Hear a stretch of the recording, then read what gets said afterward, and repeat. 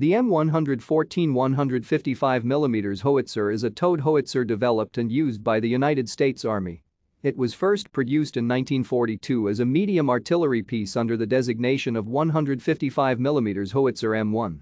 It saw service with the U.S. Army during World War II, the Korean War, and the Vietnam War, before being replaced by the M198 howitzer.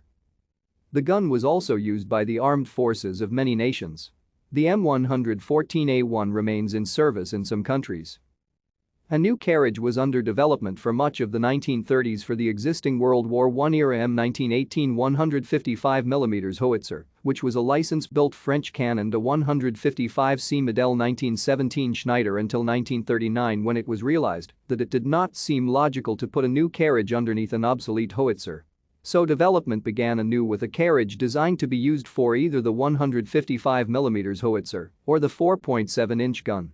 This was completed by 15 May 1941, when the Howitzer M1 on the carriage M1 was standardized.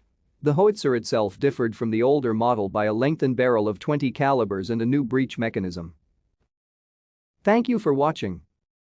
Like and subscribe if you would like to view more of our videos. Have a nice day.